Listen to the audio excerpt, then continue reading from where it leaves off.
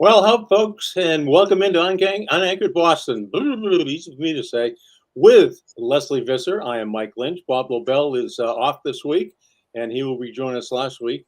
And as always, we're brought to you by Cold Springs RV, your destination for all things camping and wear. We're in New Hampshire, and by the great George Gray, the big wheel we call him at George Gray's Lexington Toyota 419 Mass Ave in Lexington.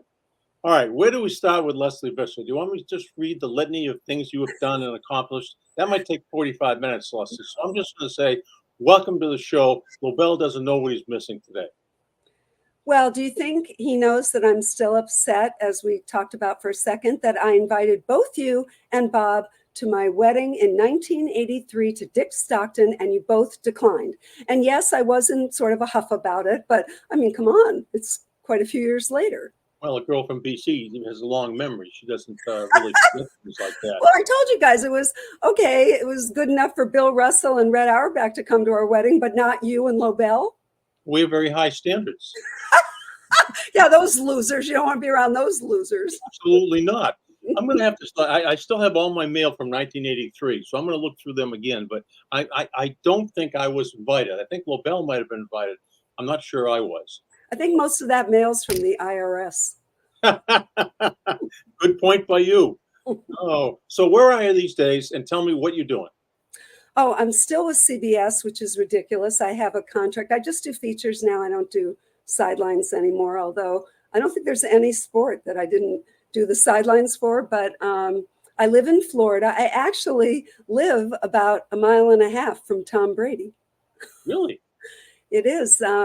Are you one of those people that stalks him and goes over and tries to sneak in and read his mail from his mailbox?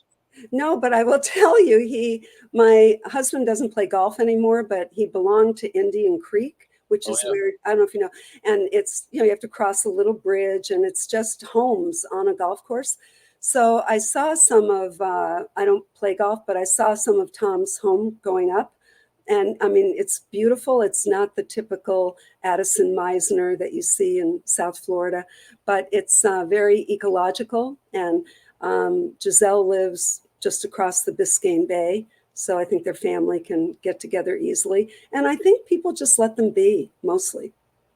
So is it true you finally got a Harvard guy? Is that right? Your husband? Yes, I know, because the ones before, all of which went out for a little bit with Rick LaCivita. Yes. Right? That was my baseball phase. And then George Braxton Newhouse III, the adjuster. That was my football. And I knew James Brown, who JB from CBS, probably some of your listeners or viewers are very familiar with him. JB, I don't know if you remember, he had an afro about 8 inches high, and he was skinny. And I always say, JB, don't ever cross me, because I know stories from them. And I know you, but you were not, obviously didn't even want to go to my wedding. So I guess you didn't. But I'll tell you what, so Bob Knuth, my husband, was the captain of Harvard basketball. And one time we were all at an event, and he and JB were talking about how all the people who played basketball at Harvard, they always smelled of chlorine, right? Because they were above the pool. All right, fourth floor. Yeah, the IAB. IAB, the Indoor Athletic Building. And the pool was on the second floor, and the gym was on the fourth floor. And you're right, the chlorine smell just rose. And everybody, that's pretty good. Good memory. Good memory. All right. So the list of things that the first woman to cover the Final Four, the NBA Finals, the World Series, Triple Crown, Monday Night Football, Super Bowl, U.S. Open, Olympics, you name it, on and on and on and on. At one point, did you say to yourself, "Oh my goodness, this is really happening"? Can this possibly be happening? When did that happen? I had great opportunities. I mean, those were all the network broadcasts of those events. So, there were only 3 people on the broadcast, but people gave me great opportunities. And I always say the 2 blessings of my life, one were to be born in Boston. Probably, as Dan has reminded you guys, you too, they did not lose until we were in high school. The Celtics did not lose the championship until we were in high school. So we grew up with that championship mentality, the ethic of teamwork. And I think that was one of my blessings. And then, of course, we were humbled by the Red Sox, right? When our manager was named Pinky, you'll recall. So we were humbled by the Red Sox. And the second was writing for the Globe. It so shaped my entire career and my being. And I hate to invoke the evil empire, but when I started at the Globe, it was the 27 Yankees. Every guy was the best at his position in history. Gammons on baseball, Ryan on basketball, Bud Collins on tennis, Will McDonough on football. And, it was a privilege to go into the office every day. Yeah, I mean, you came in during the Mount Rushmore days of sports writing. And it was sports writing first. Well, that was your first love, writing, right? Oh, 100%. You can elaborate on that if you'd like. Well, I wanted to be a sports writer from the time I was 10 years old, and the job did not exist for women, but I had the blessing. My mother was a teacher, and we moved around a lot as a kid. We were, at that time, we were living in Cincinnati, and I was, I guess, about 11 maybe. And my mother said to me, "What do you think you want to be when you grow up?" And I said, "I want to be a sports writer," which of course didn't exist for women. And instead of saying, "Oh, you can't do that," jobs for women are teachers and nurses and domestics, all honorable professions, or secretary, she said to me, "That's great. Sometimes you have to cross when it says don't walk." Oh, that's a great line. It was really profound. So that's what I wanted to be. And I survived at Boston College, Mike Lupica being my editor, and Lenny DeLuca. I survived that. And I went to the Globe on a Carnegie Foundation grant. I know it sounds like the 1800s, but it was open to 20 women in America who wanted to go into jobs, white collar jobs that were 95% male. And of course, sports writing was 100%. But I got to the Globe, and, it's like I'd go to Wimbledon with Bud Collins, and I'd say, "Hi, I'm Lesley Visser from the Boston Globe. I work with Bud Collins." And people would say, "What do you need?" People who never talked to anybody. Tiriac, Nastasi, people who never wanted to sit down with the press. But because Bud, who really taught America how to watch tennis, we have Bud to thank for that. And the same thing, I'd go to the NBA with the commissioner, Bob Ryan, and, it was like, great, have a seat. And actually, the reason the Globe made me the first woman to cover the NFL as a beat, which was the whole thing in itself, no ladies' rooms because they never had women. Right. And the way that it happened was the Globe decided we're going to make her the first woman to cover the NFL as a beat. And Will McDonough called Billy Sullivan. You can just picture this, and for anyone who remembers Will, out the side of his mouth, he said to Billy Sullivan, "Hey, we're going to have a woman on the beat, and that's that." Click. And it happened. And it happened. And I mean, they were all great to me, the guys at the Globe. Now, when you got to the Globe and were hired by the Globe after the grant that you had was 76, right, when you got out of school? Is that right? No, 75. So I was the intern with the Carnegie Foundation in 74, which was really a powerful time to be at a big muscular paper. It was when Nixon resigned. The Globe had published the Pentagon Papers. We were really a big player in newspapers. And the sports section was just everything. I mean, I remember once the Globe sent me, remember Marcus Dupree, wayward running back? Okay, the Globe sent me to sit outside his house in Philadelphia, Mississippi for 3 days, hoping that he would come out and I could get the story. But but that had been the site of the lynchings, during civil rights. So you just, I mean, don't you think this too? I always say that covering sports, it's the ultimate passport. It is. It does get you in place that you probably thought you never would be before. Let me ask you this: when you first started, were you allowed inside the locker room, or did you have to wait outside? Oh God, no, not for 5 years. It was. The NBA was the first because they needed more coverage. Remember, the NBA in the late 70s was kind of going down the tubes. But no, the NFL still to this day, they don't need anything, right? They kill it. They're the top of the mountain. But what happened, John Madden, you'll get that. John Madden used to say I was caught in a two-way go because I had to do all the interviews in the parking lot. So like the defensive back, which way do I go? And I used to have to decide, okay, the Steelers won, so am I going to get Terry Bradshaw before he gets on the bus? Or am I going to go over to get Steve Grogan, who didn't win the game, but I'm writing for the Globe? So it was like a zoo, but I didn't want to complain because I didn't want the NFL to say, oh, see, a woman can't do it. And I didn't want the Globe to say, well, we tried, we put a woman on it and it just didn't work. So I was out there like a whirling dervish. Did that cause you to miss any scoops because you weren't inside the locker room? Probably, but I didn't. It made me a much better reporter because I had to do it all myself, as opposed to, a lot of people now just stick the mic in and other people ask questions.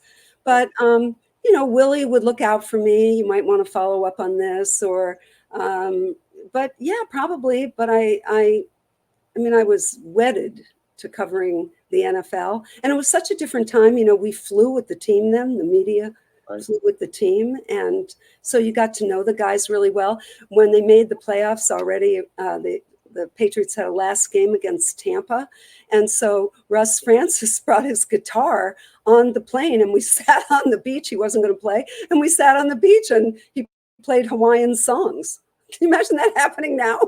No, never. That would never happen now. Never. And you covered it all. I remember Brian Leary and I used to do Harvard football, and you came in a couple of games with us. Oh, I loved it. I loved it. And our mutual friend, the great Joe Britannia, he once totally humiliated me. Okay, even growing up in Boston, I was really a Celtic guy and a Red Sox. And, remember we got the Giants game, so I wasn't so much the Patriots. I was probably more of a New York Giant fan. But I didn't know hockey. I watched Bobby Orr. That's great. Pie McKenzie, but I didn't really know it. And did Joe Britannia kind of invent the women's bean pot? Yes, I think he did. I think he did too. So the Globe sent me over there to cover it. So Joe sat next to me, and I just didn't know all that much. So Joe would say, write down backhanded slap shot, whatever, icing, whatever, whatever it was. So okay, you're always on deadline. So I send the story. So Joe got up in the press box and announced he was stringing for the Herald. And he announced to everyone in the press box, well, that's the first time I ever had to file for the Herald and the Globe. Very, very nice. Wise ass. Yeah, he is. Was there anybody that was just a proverbial pain in the ass to you, just wouldn't give you anything because you were a woman, and that he was so obstinate that he was not going to yield at all? Well, I had to sort of process it in a way that I could handle it. But Chuck Fairbanks, as you remember, he was no bag of laughs, right? It wasn't like being around Andy Reid. I mean, most of these guys are my pretty good friends now. But I remember one of the first questions I asked him, which leads to a great humiliating story that I'll tell you. But one of the first questions, and I was really nervous, right? I was, 21, 22, covering the Patriots as a beat for the Globe. And I asked him something, I don't know, whoever they were playing, it was a preseason game. And he said, his answer to me was, why don't you go to lunch with my daughter? You're about the same age. And it was just, I don't know, I think I was kind of paralyzed. Yeah. Yeah, I didn't know what to say. But I had an extremely humiliating moment early on in my career. Will McDonough, you learn lessons all the time. Okay, so the Patriots were going down to play Miami, and do you know this story? It's so terrible. Maybe you've heard it. I don't know. Oh, good. Okay, because if you haven't heard it, I didn't go to your wedding. I think they told it at your wedding. I think so. I didn't go. Did you know Vince Doria, yeah, I finally had to say to Vince, because he spoke at the wedding, Vince, this is a wedding, not a roast. So it may well have come up. But okay, so I asked Chuck Fairbanks a question. Two of his linemen, of course you remember him, Tom Neville and Bob, what was his name, Bob? The other, Bob Jones. No. Bob what? It was Tom. They were the left side of the line, I think. Neville was number 77. And Tom Neville and Bob McKay, maybe? Could be. Yeah. Yeah. So I asked him, because both were kind of injured, and I asked him about them. And Chuck Fairbanks says to me, neither one can play the position. Now, this is the scoop of all time. I drive back to the Globe 1,000 miles an hour. The coach is saying no one can protect Steve Grogan against the vaunted Miami Dolphin defense. So, okay, there it is in the paper. My phone started ringing 5:30 in the morning. The next morning, words you don't read in the Bible. What the F is wrong with you? I said either one can play the position. Really bad. Oh, Really bad. that's all part of growing up in this business, right? Well, I called Will McDonough right away. So then it was like Fairbanks yelled at me for like a half an hour. So it's like 6 a.m. And I'm crying. I'm like, oh my God, my career's over. It hasn't even started. It's already over. And Willie said, you just get your fanny down there before anybody gets to practice and you apologize to everyone. Yeah. Right. Yeah, and I did. That's the way to do it. Yeah. One of the great things is own it and be there the next day. Yeah. Cliff Keen, who was going out as you were coming in, he'd be as vicious as anybody. But he'd be standing in that Red Sox locker room, the next afternoon at 3 o'clock when everybody walked in. He wouldn't be hiding behind his typewriter up in the press box, and that was a great lesson to me that he taught as well. Did you say Cliff Keen? Yeah. Oh, yeah, that was very nice, too. Dan reminds me of this all the time. When Dan and I were in the press box, or we were walking in and Cliff was sitting there. I don't know if he was a great fan of women, but he said, oh, no, here comes that bag of castanets. So one thing, I've kept my humility through all this because that's what he said. That's Cliff. I used to have to, drive him. He lived in Winchester, where I live, and I used to have to drive him to a lot of places. And the first, I went to a Marvin Hagler fight with him. He said, bring the Globe. And I said, I already read it, Cliff. He goes, bring the Globe. I said, Cliff, I've already read it. He says, listen to me, you dumb. He says, bring the friggin' Globe. So we bring the Globe. We're sitting in the first row, and he punches 2 holes in the Globe. And when the Marvin Hagler, or it might have been Fulgencia, Obel, Mejias, he puts that in front of him. And as the fight goes on, there's snots, there's blood, there's sweat flying everywhere. And we look at the Globe and the outside, and he says, all right, throw that page away. And all right, round 2, put it up again over your eyes. That's great. I remember once I had to do a story. Remember Mustafa Ham show? Yeah. And I had to go down to Philly and do a story on him. And I said, well, what's it like to get hit by Marvin Hagler? He said, you feel that your head is like 15 feet above your feet. He said, you are so disoriented that you look down and it's like a carnival, like on stilts or something. He said, it's just very difficult to fight Marvin Hagler. So when these opportunities came along, now CBS, you sort of have to, you still have a love and a passion for writing, but TV at that time was where the money was and where you aspired to be. Not everybody, but opportunities you couldn't say no to. And how easy or how difficult was that adjustment? Well, first of all, I didn't want to go. I mean, I was the happiest person in America, making $12,000 and going to the Final Fours and Super Bowls. There wasn't anything that CBS put on that I didn't cover for the Globe. So that was, a great benefit. And when they first came, they came up to the Globe to talk to me because they'd had Phyllis George, great woman. And they said Phyllis knew television, but she didn't know sports. So they wanted to flip that. And they said, don't worry, we'll teach you the TV.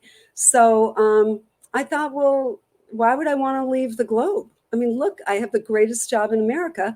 And I remember Ted Shaker, who was the executive producer of CBS Sports, and he said, Lesley, because there are only like 20 of these jobs in America, and you may not get to do some of the things that you're doing at the Globe. He said, I venture to say you're going to get more opportunity. So the deal I made was every word that came out of my mouth, I would write, because I said, I've covered all these sports on Deadline for #1 sports section. Well, SI named it in history.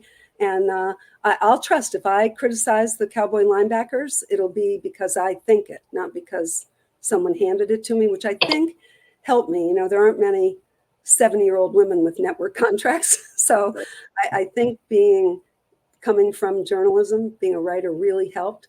But I was terrible in the beginning. And then you have to tell me about when you started.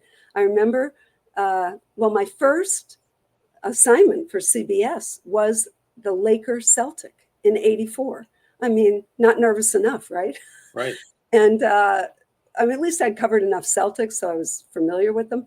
But I remember being at the U.S. Open, and I have another humiliating story if you want to hear that one.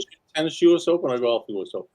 Oh, I'm sorry, tennis. CBS had the contract. I think I covered 25 U.S. Opens, 10 for the Globe, 15 for CBS.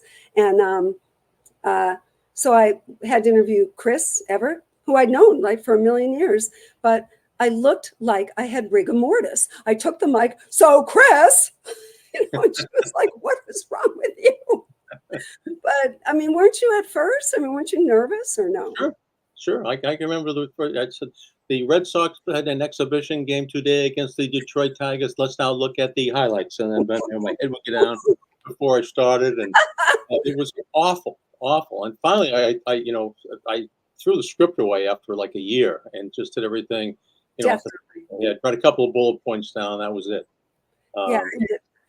I actually, everything I've done in television has been live. I really haven't read off a teleprompter, which is, you can get the hang of that pretty quickly, but that was a skill. You know, I knew how to relate. I said to myself, this is just like typing on deadline, but you're speaking. That helped me.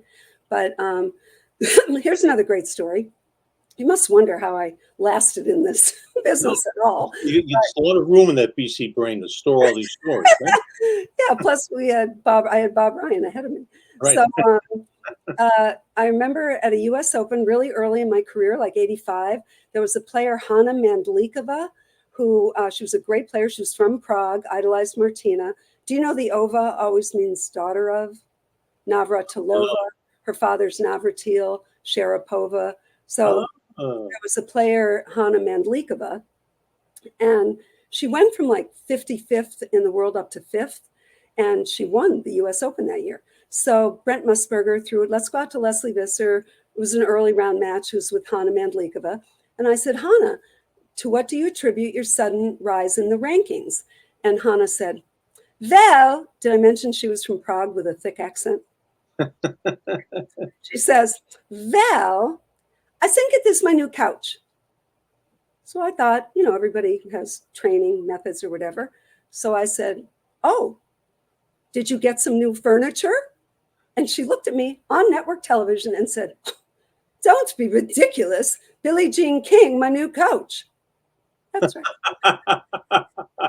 That's right. There we go.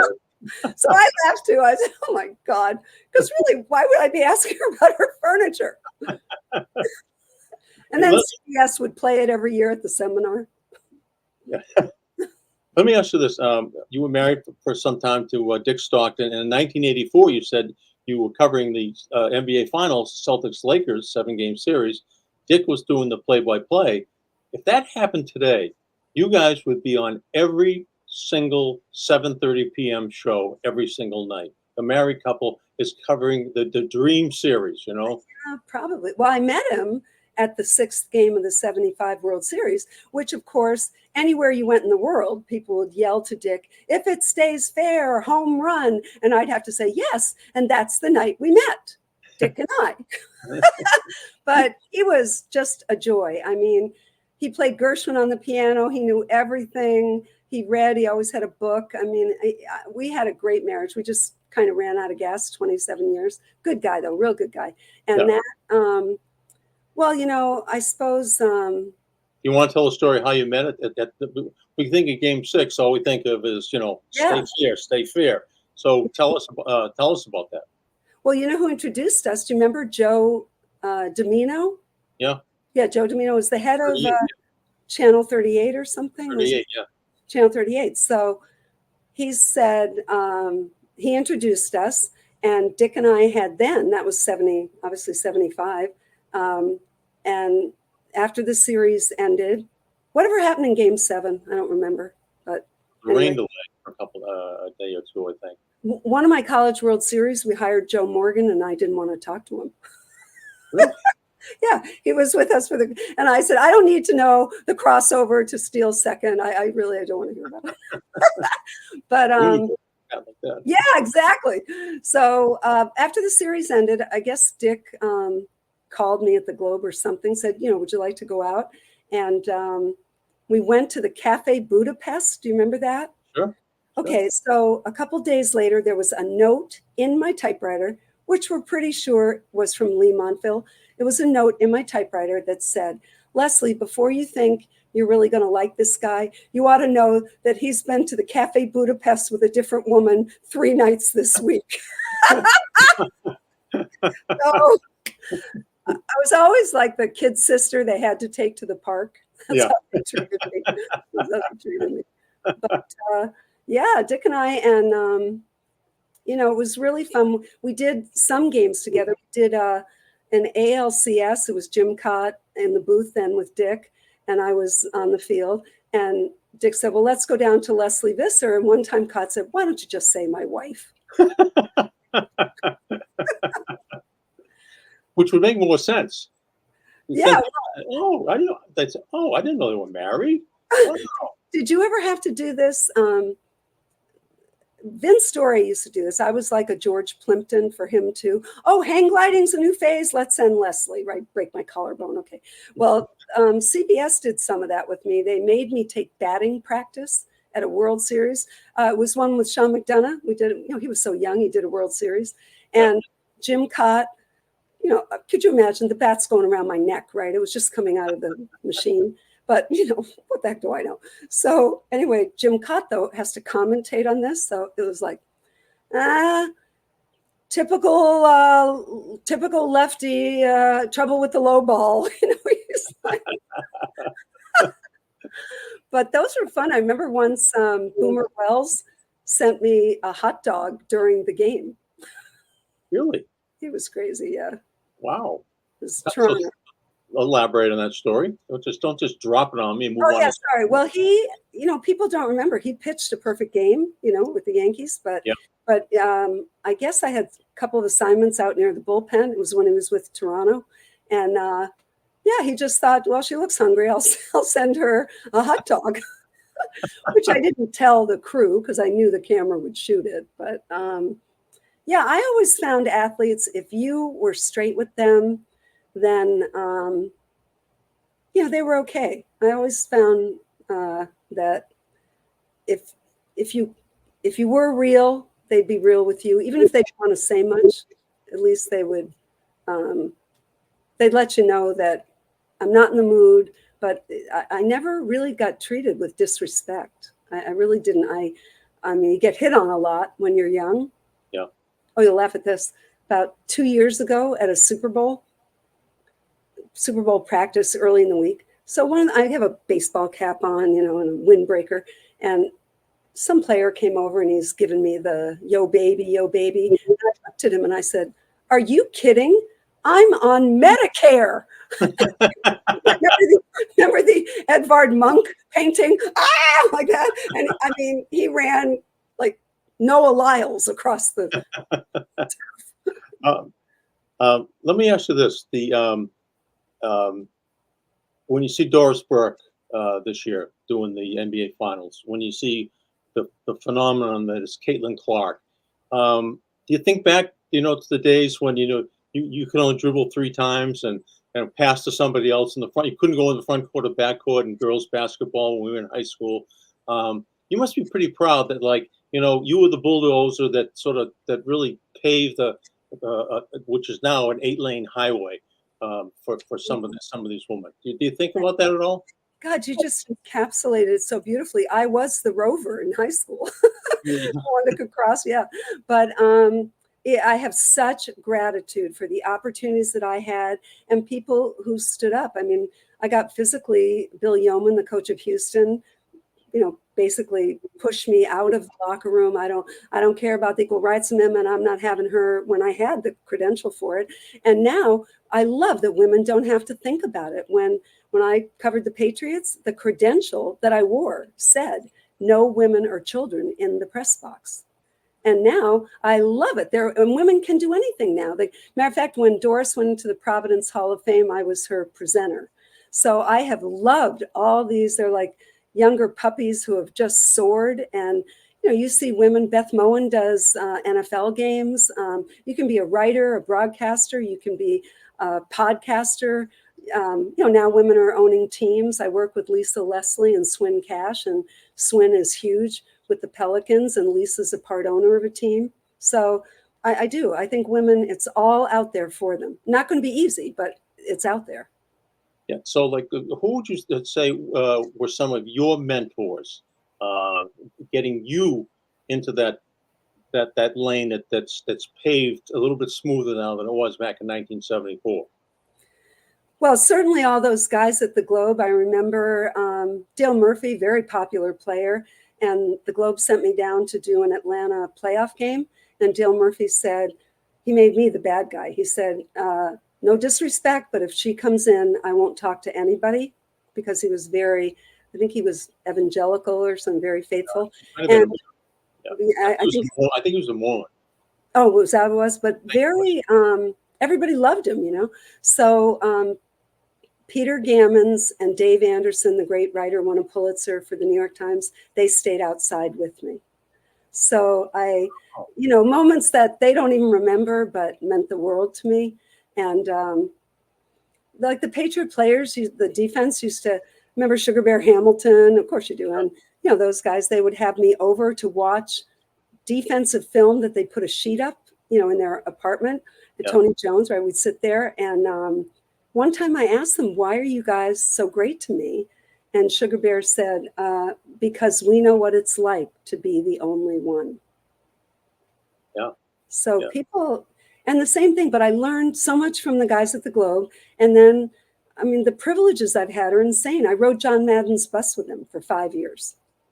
Well, I told this story. I was one of the 6 people who was asked to speak at his memorial, which they held at the Oakland Coliseum. Right. And I forget, I think the ticket price went to charity was $31.14. I should know this because $31.14, because that's what they beat Minnesota when we got robbed by Ben Dreith, right? Same year, right? Same year. So I told this one story of John used to give me his bus, the Madden Cruiser, for Christmas. And all my girlfriends in New York, we get on the Madden Cruiser. First we go over to the Dakota where John lived, right across from where Lennon was shot, in that building. And John would have a party for all the girls. There'd be like 20 girls. And John, his idea of hosting a party was paper cups and Jack Daniels. And he would just go around, right? And then we all got on the bus, and John stood in the middle of 72nd Street on the west side. We're all in the Madden Cruiser and yelling, if any of you single girls can't get lucky riding around the Madden Cruiser on Christmas week, you are losers. It was great, but he taught me so much. We'd be riding that bus, and if he saw a girls' softball game, we'd stop and watch it. He saw the lights on. He didn't think people should run for office unless they've crossed America on the ground. Well, it's funny you mention that, because this is a part of our show every single week. I'm going to read a spot, and it's going to turn right into to John Madden. I put my glasses on to read it. It says, campers, the summer sell-off event is happening right now at Cold Springs RV. It's first come, first served for the must-move deals on travel trailers, fifth wheels, motorhomes, and pop-ups. Cold Springs RV is making room for the 2025 models, and they must move the current inventory. They also have great deals on the region's largest selection of pre-owned models. Get to the summer sell-off event in August at Cold Springs RV. And where? We're in New Hampshire, of course, and tell them Lobie and Lynchy sent you. Okay, now we do this after we read that spot every year. We don't pay our guests, obviously. You're not getting anything, Lesley. I know you're shocked at that. But, now you tell me. But Cold Springs RV is making a Lobe Lynchy cruiser that can ride across the country. And when it's built, we're going to give it to you for 1 week. But the only stipulation is, before we give it to you, you have to pick one person that's going to ride cross country with you. All right, and be shotgun while you're driving. You can have a nice conversation with. It can be someone that's alive, deceased, past, present. Could be a sports person, could be a musician, could be a politician. So who would Lesley Visser pick to go on the Lobe Lynchy cruiser cross country? We'll fly you back to South Florida after that. Who would it be? I got to meet him once, and he absolutely had an aura. I'd have Nelson Mandela. Really? I would. I got to meet him one time. It's an aura around him. And do you know that I don't know if you've been to Robben Island, where he was in prison for 27 years. He could touch both sides of the cell. That's how small it was. And he didn't come out bitter. He came out, and supported the rugby team, the all-white rugby team from the movie Invictus with your guy, Matt Damon. And he told me that the name Invictus actually comes from a white Victorian poet that Nelson Mandela would recite the poem to himself every single night, every year he was in prison. And the last stanza, I'm probably not going to get this right now, but the last stanza of this Victorian, his name was Henley, who wrote this poem, and it was called Invictus. And the last stanza went, it matters not how straight the gate, how charged with punishment the scroll. I am the master of my fate. I am the captain of my soul. Wow. That is impressive. It was really. Now, you said you met him once. Where and how did you meet him? Okay, I hope you're sitting down. I'm ready. He was at a Cowboys game with Jerry Jones. You're going to spit it. I know. Oh, God, you shouldn't have done that. It almost all came out.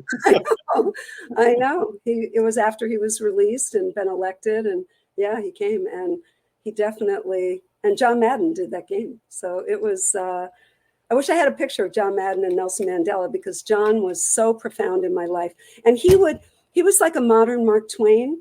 Like, we'd be riding through Utah on our way to a 49er game, and John would be looking out the window, riding along, and he'd say, "Dark chocolate. I don't get it. It's like they got halfway to milk and quit." Like, out of nowhere. He was such an unusual, brilliant man. And here's what he did with his bus.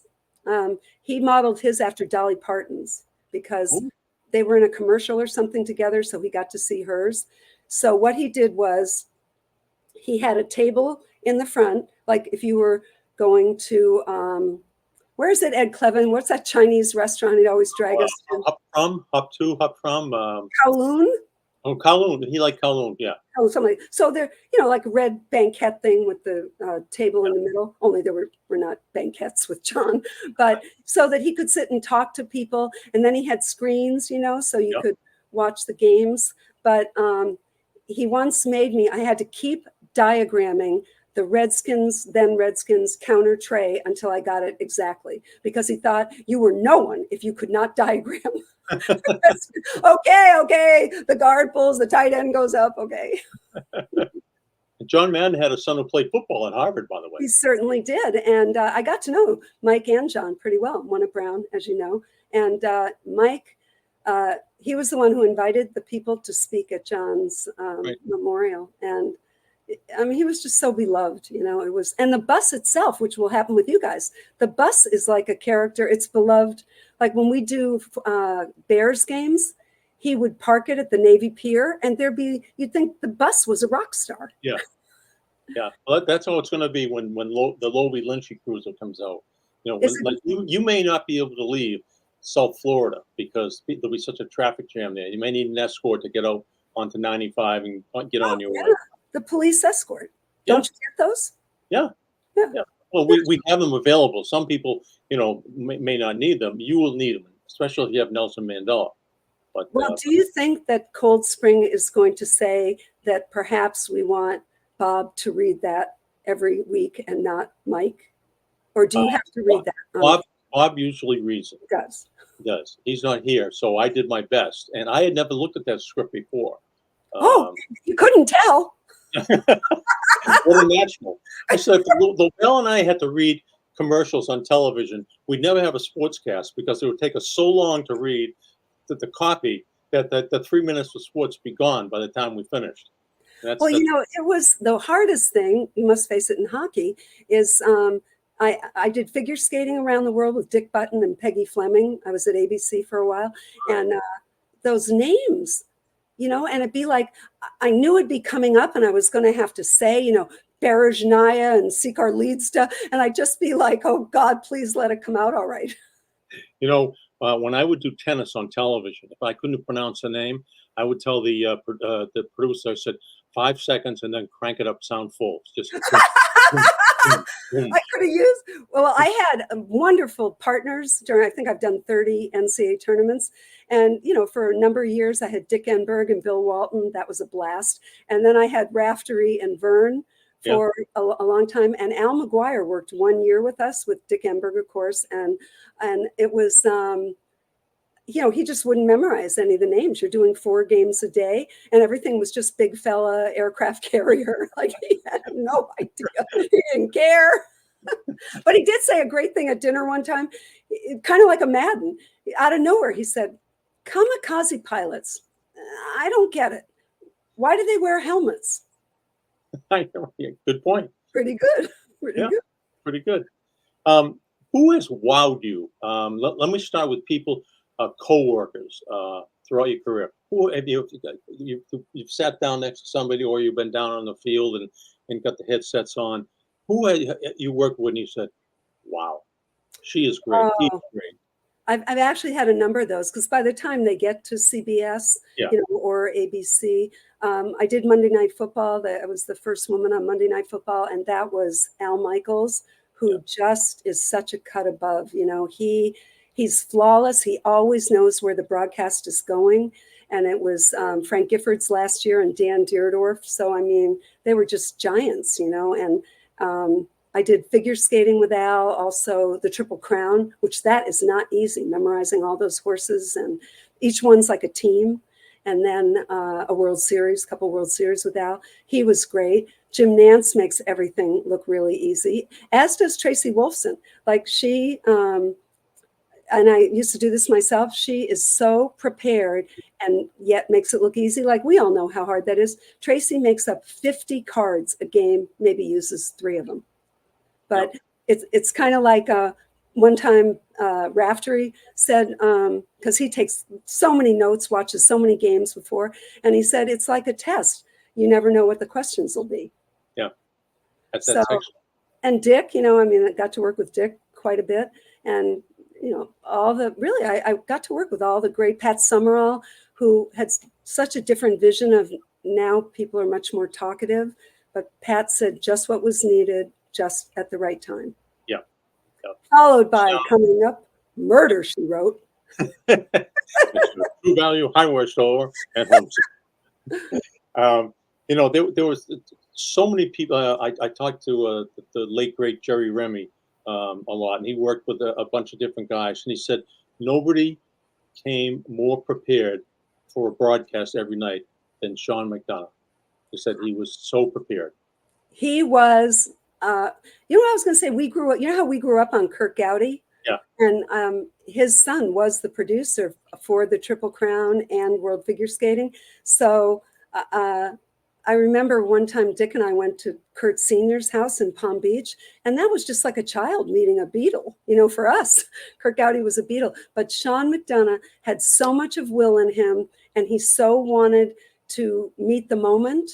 And everything. I did quite a few games with Sean, and that's 100% true. Plus, he's delightful. He and I, for one Olympics, you're assigned a venue, and we got bobsled and luge. And every morning we greet each other, hey, snooze, you luge. Nobody was watching it. Matter of fact, I became the first woman ever to go down the Olympic bobsled, because remember when Herschel Walker was on the team? Yeah. So I knew Herschel from the Cowboys, and he said, why don't you take a run down with us? But, it took Jean-Claude Keely was the president of the games. He had to sign off. Dr. Harvey Schiller. Oh, can you see? There's my bobsled helmet. I don't know if I go this way. Can you see it? That red thing? USA bobsled. It's. Where is it? Under the plant? Let's see. It's next to this shoulder. Yeah, below the plant. Oh yeah, I see. There you go. So, because they didn't think women's trap muscles were strong enough, and the G forces are pretty severe, so they were always afraid. But I just kept my head down the whole time. But Sean was the. What person? Yeah, I was third, just hidden in there. But, things like a tin can, I'm 125 pounds and you're just rattling down, and it's ice, and it was a free run down the track for them. So, they were serious. And Sean had to call it. So Sean was not prepared for this. And this is how it sounded. Oh, oh, oh, keep your head down. That's a classic. Yeah. Oh my goodness. Were you ever in the presence of somebody that you had to interview or work with that you were, I don't want to say intimidated, but like, happened to me once with Kareem Abdul-Jabbar. I don't know why, but I wasn't myself while I was talking to him. Did you ever have a moment like that? I've had that a few times. The goddess for all of us is Billie Jean King. Yeah. And now she's actually a very good friend of mine, but this is in the 70s, in the Globe. And I remember it was so weird. She played in an airport hangar. I mean, to think now that the global tour of women's tennis, it started with $1 and a dream. Billie Jean got those 9 players to all throw in and create the Virginia Slims tour. But I remember she was playing in an abandoned airport hangar now, like somewhere south of Quincy or something. And the player or the reporters were just asking her about her brother were going to sign an extension with the San Francisco Giants. It was because just women's tennis was nowhere. So she was really, I was nervous.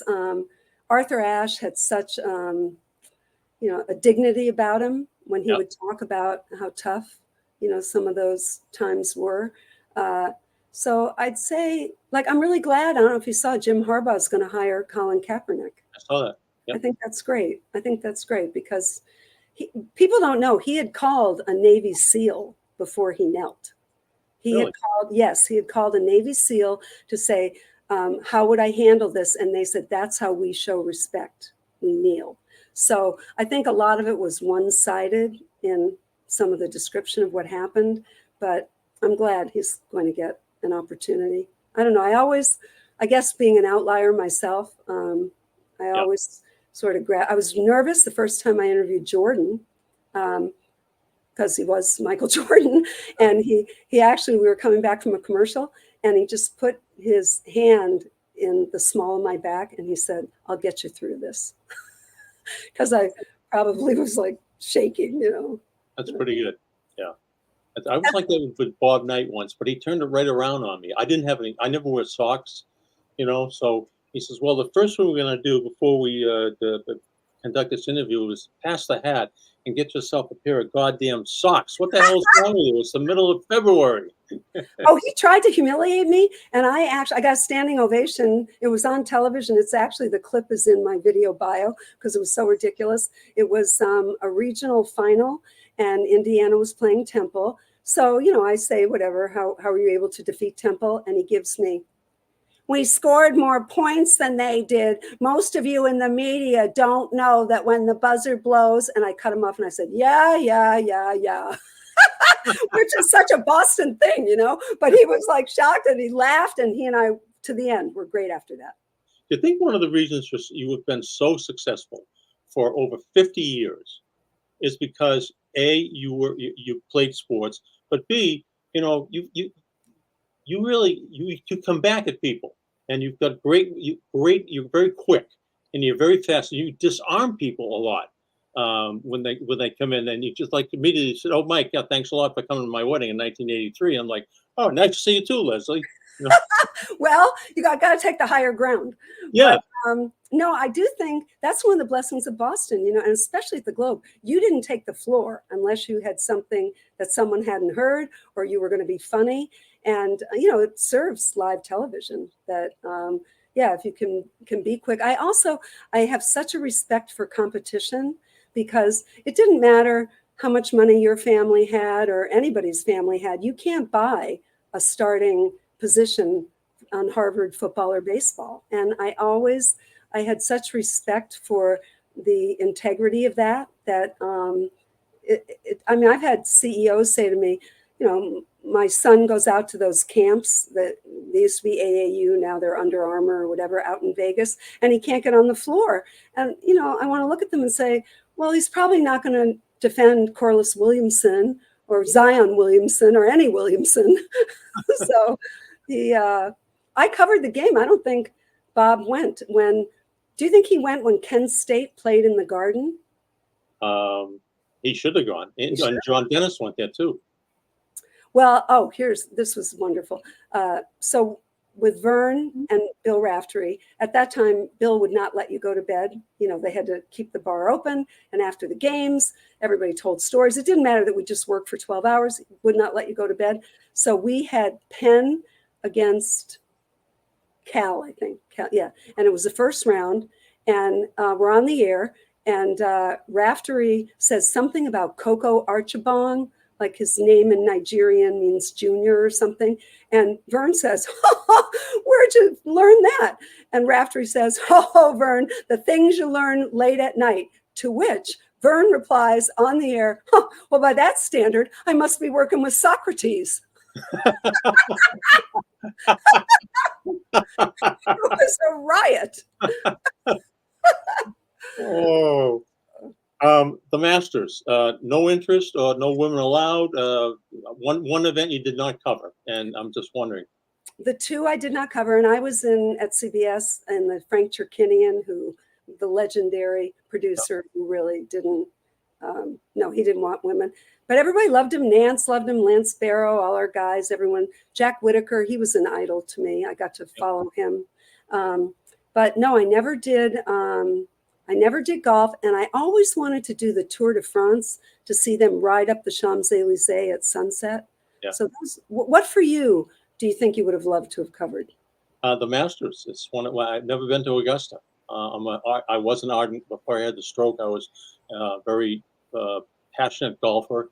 I've been a student of the game since I was a caddy, since I was 8 years old. So if I had one wish to cover, it would be the Masters. Yeah.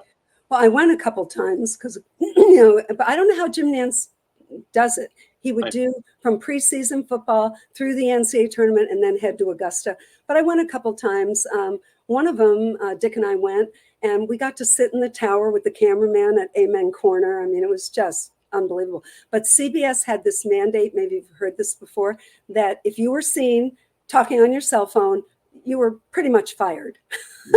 And whatever they said, don't ever let one of those wrappers from the pimento sandwich, don't let that blow anywhere. So, because it was a year-to-year contract, still is, I think. So, we get down on our knees every year, please. But I mean, it does smell better. It does look like that. It's hilly though, right? It is. Yeah, you're surprised how hilly it is.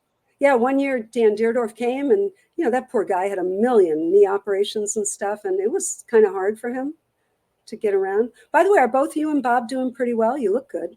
Yeah, I walk with a rolling walker or a cane. I now drive.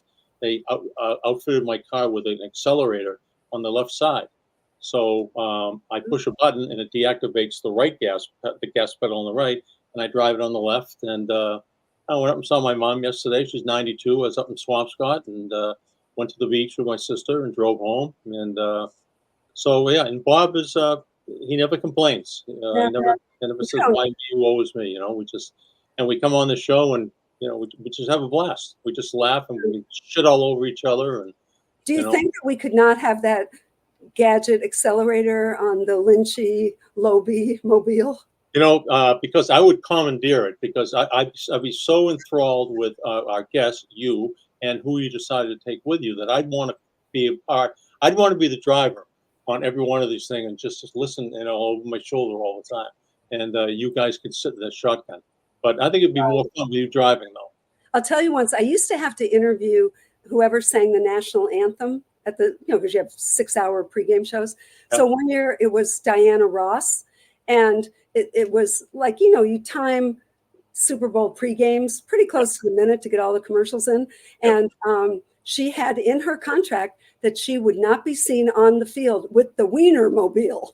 And the Wienermobile was on the other side of the field, but was sort of in the picture. But no, we had to wait. And by the way, all you saw, because Diana Ross has all that hair, so all you saw was this little white hand. You couldn't see my face, and all Diana Ross's hair in my face with the Wienermobile. Is that the Oscar Mayer mobile? The which one? The Wienermobile. Yeah, Oscar Mayer, of course. Oscar Mayer, right? Yeah, that's yeah, right. The Wienermobile, of course. Such is my life. Other than, let's see, you were in a bobsled. You were in you took batting practice one day. What they used to call it, reporter participant or something like that.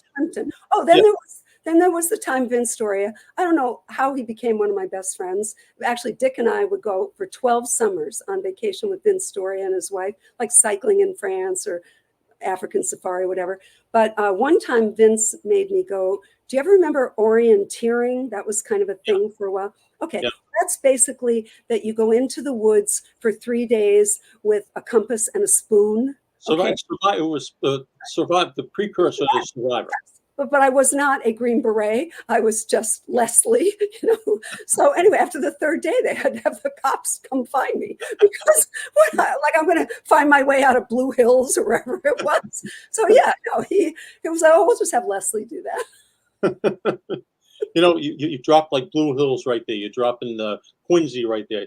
Like the New England is still inside you, isn't it? Oh, Boston is so my DNA. I still go up and get together with all those fools. Montville, Ryan, Dan, Britannia. So no, it's so in my DNA. Montville is the best. I when he stopped writing those Sunday things like the predictions for each game, he said, I'm just out of touch with the modern day, music and stuff like that. I said, no, come on, Lee, you got to keep doing it. He was spectacular. Well, this is how ridiculous our conversations get because it's such a high level with those guys, right? So Bob was talking. He was friends with Pat Williams, who we just lost, the great Pat Williams, who actually wanted baseball. I mean, he did. He was with Philly, of course, when they won, and he's Orlando Magic. He was really the architect of it, but it was really baseball that he wanted. So he learned, I don't know if you know this, he learned marketing under Bill Veeck. Oh. So Bob was telling this story when we were all together a couple of weeks ago about how Pat Williams hired little Darlene, the hot dog eating queen. She was like 50 years ahead of Joey Chestnut. So he's telling this story about little Darlene, the hot dog queen or whatever. And finally, Lee like this. Lee finally says, well, I did a column on her. So here are these people. They're all in million halls of fame, and they're talking about little Darlene, the hot dog queen. All right, I got to ask you the boxing gloves over your shoulder. Who do they belong to? Ali Frazier, both signed. Wow. I know. But the one I really loved, my idol as a child was, which way do I go? If you can see that, you probably can't see, was Sam Jones was my idol as a child. Oh, I heard that. Yeah, number 24. And I used to dress up on Halloween, like girls would go as Mary Poppins, but I would go as Sam Jones. So finally, he used to call me every Halloween, please, Lesley, you're 48 years old, you're 59 years old, please, okay. But nope, every year I dress up as Sam Jones. I love it. Oh, could you kiss it off glass like as well as he could? That's how, well, what little I did pick up games at BC, they're all bank shots. All bank shots. Now, the kiss was a Rafferty reference. You got that, right? And then I could have said too late. That would be Tommy Heinsohn. Tommy Heinsohn. He said on his broadcasting when Sam would let it go. Too late. Yeah. What was the other?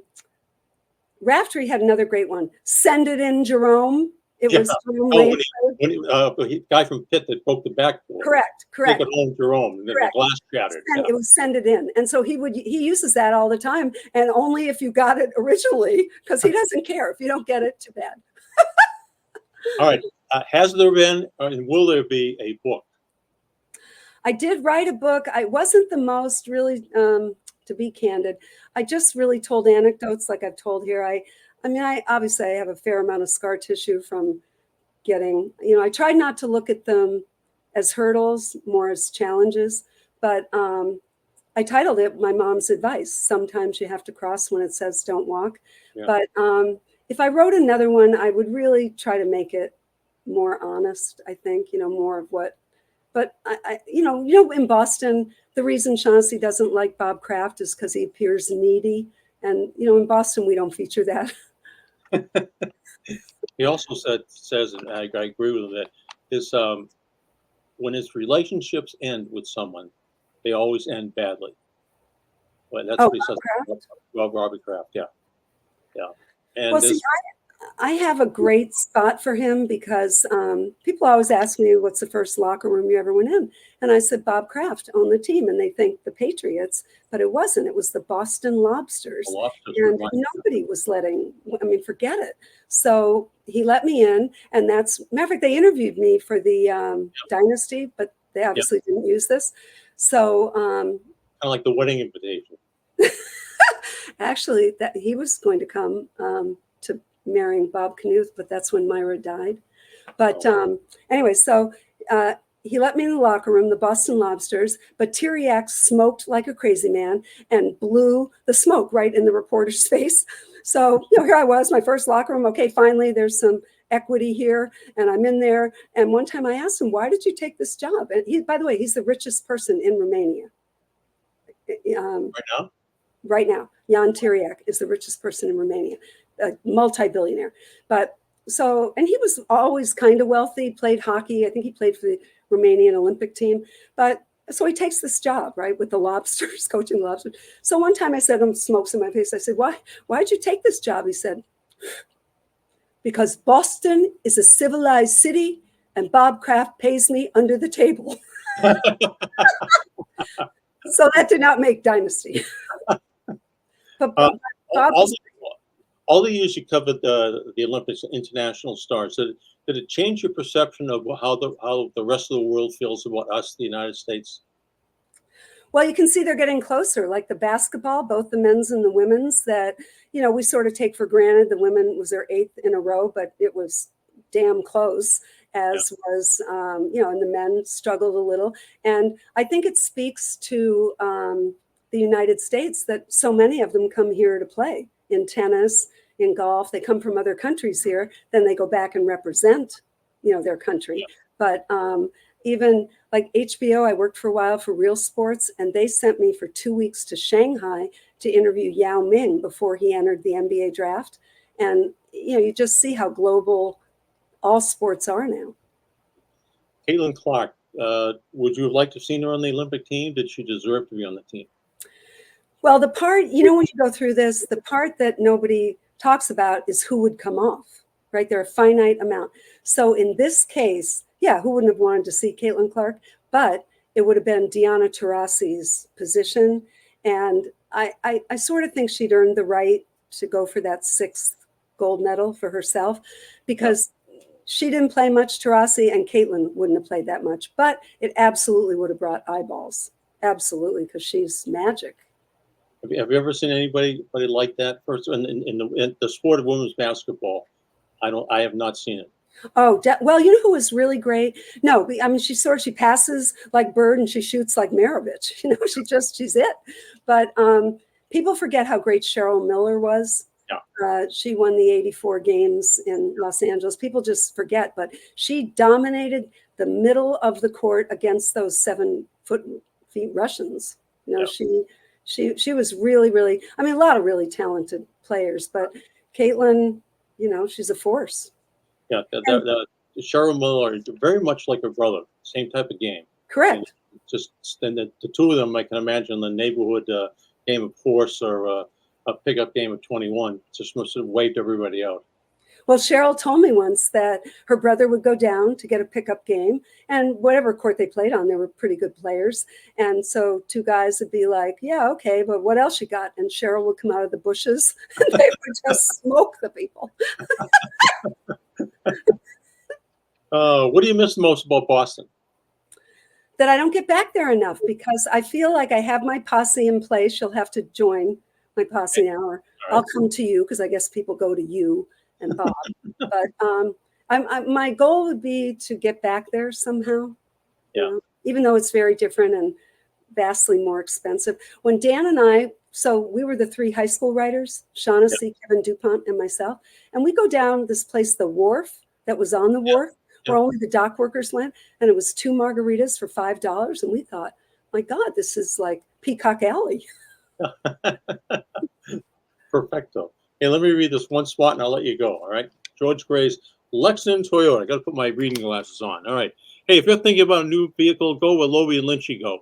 Go see our good friend George Gray at George Gray's Lexington Toyota. We've been customers for years because we know George Gray will treat you right. They're family-owned and operated dealership that we trust and you can trust as well. Go see the big wheel, we call him, George Gray at George Gray's Lexington Toyota, 409 Mass Ave in Lexington. George is a big fan of this show. I know he's a big fan of Lesley Visser, and we thank him for his sponsorship. No, Lesley, I love you guys. You were great to me, both of you. it was so much fun. We had a lot of fun. We had a lot of mutual friends, and let's do this again sometime, all right? Yeah, please. Right. Thank you. Lesley Visser, the great Lesley Visser. Make sure you check us out, UnAnchoredBoston.com.